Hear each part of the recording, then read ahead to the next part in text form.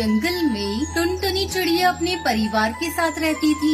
जंगल में उन दिनों बहुत गर्मी पड़ रही थी, जिसके चलते जंगल में भोजन की कमी हो गई थी। टुनटुनी अपने बच्चों के साथ जंगल में भोजन की तलाश कर रही थी।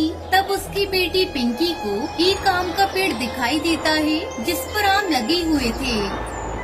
माँ, वो देखो, वहाँ आम का एक पेड़ है। हम लोग वहाँ चलकर आम खाते हैं, नहीं तो कोई दूसरा पक्षी आकर सारे आम खा लेगा और हमें आज भी भूखा रहना पड़ेगा। टुनटुनी अपने बच्चों के साथ आम के पेड़ से आम तोड़ने जाती है, लेकिन वहाँ पहले से ही सुंदरी कौवी भी आम के पेड़ पर बैठी आम को खा रही थी। तब तक आप लोग कमेंट में बताएं 74 - 71 कितने होते हैं। अरे टुनटुनी, तुम यहाँ अपने बच्चों को लेकर क्यों आई हो? इस पेड़ के सारे आम मेरे हैं, तू कहीं और जाकर भोजन की तलाश कर।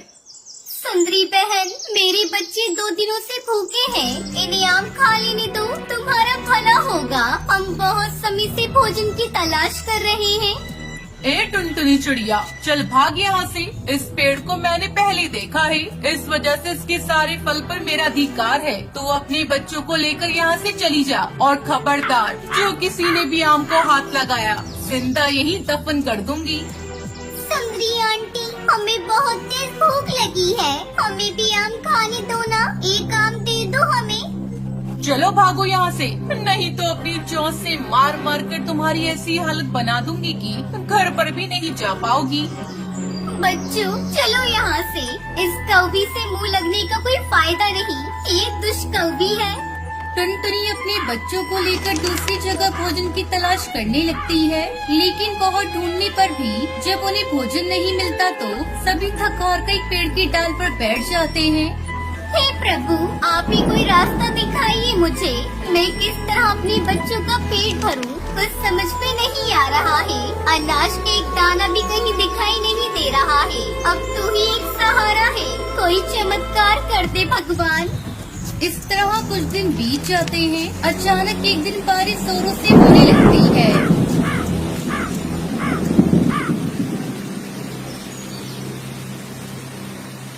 पूरे जंगल में पानी भर जाता है। टुनटुनी के बच्चे खिड़की पर बैठकर बारिश के मजे ले रहे थे। तभी पिंकी को पानी में बहती हुई एक पोटली दिखाई देती है। अगले दिन बारिश रुकने पर जब पिंकी घर से बाहर निकलती है, तब उसके घर के बाहर वही पोटली दिखाई देती है जो कल पानी में बह रही थी।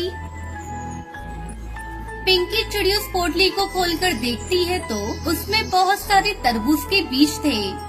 मम्मा मम्मा, ये देखो, इस पोटली में बहुत सारे तरबूज के बीज है, चलो उसे हम लोग अपने घर के आंगन में बो देते हैं। फिर टुनटुनी चिड़िया अपने घर के आंगन में वो तरबूज के बीज बो देती है। कुछ ही दिनों में तरबूज के पेड़ पर बड़े बड़े तरबूज लग जाते हैं। एक तरबूज को तोड़कर पिंकी चिड़िया खाने लगती है। मम्मा, ये तरबूज तो बहुत ही स्वादिष्ट है, चलो उसे हम लोग बाजार में बेच देते हैं।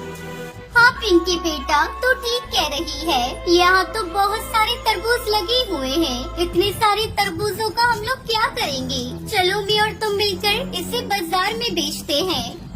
फिर टुनटुनी चिड़िया उसकी बेटी पिंकी चिड़िया तरबूज को तोड़कर बाजार में बेच देती है। तरबूज ले लो तरबूज, देसी तरबूज ले लो, लाल लाल तरबूज ले लो, मीठे रसीले तरबूज ले लो।